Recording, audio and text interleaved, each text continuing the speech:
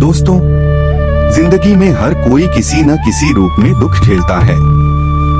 कभी कोई अपना चला जाता है, कभी सपने टूट जाते हैं, कभी उम्मीदें बिखर जाती हैं। लेकिन क्या तुमने कभी सोचा है दुख का असली कारण क्या है? भगवान श्री कृष्ण ने कहा था, हे अर्जुन, दुख का कारण वस्तुएं नहीं हैं। दुख का कारण है उन वस्तुओं से तुम्हारा मोह। यानी दुख बाहर की चीजों में नहीं, बल्कि हमारे भीतर है, हमारे लगाव में, हमारी अपेक्षाओं में। जब हम किसी चीज या व्यक्ति से बहुत जुड़ जाते हैं तो एक डर पैदा होता है, अगर यह चला गया तो क्या होगा? यही डर, यही मोह हमारे दुख की जड़ है।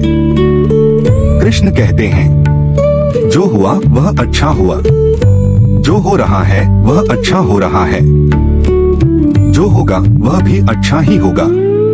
दोस्तों, ये शब्द सिर्फ सांत्वना नहीं है, ये जीवन का सबसे बड़ा सत्य है। हम तब दुखी होते हैं जब हम सब कुछ अपने नियंत्रण में रखना चाहते हैं।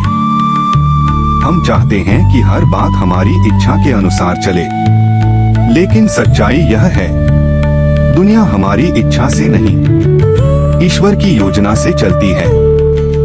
कृष्ण सिखाते हैं, कर्मण्येवाधिकारस्ते मा फलेषु कदाचन।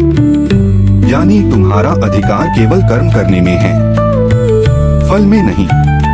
तो जब तुम अपना ध्यान फल से हटाकर कर्म पर लगाते हो तो दुख अपने आप मिटने लगता है। कृष्ण ने अर्जुन से कहा था, अर्जुन तू शोक मत कर, जो शरीर है वह नाशवान है, लेकिन आत्मा वह कभी नहीं मरती। जो यह समझ लेता है वह कभी दुखी नहीं होता, क्योंकि उसे एहसास होता है जो चला गया वह असल में गया ही नहीं, वह सिर्फ रूप बदल चुका है।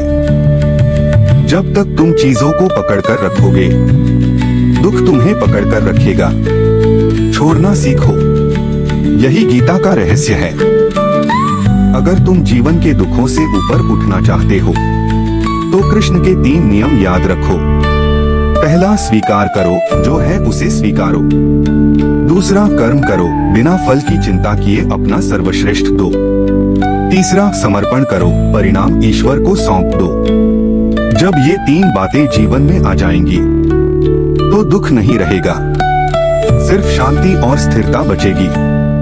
धीरे धीरे शांत आवाज में कृष्ण कहते हैं, जीवन दुख नहीं है, जीवन अवसर है स्वयं को जानने का।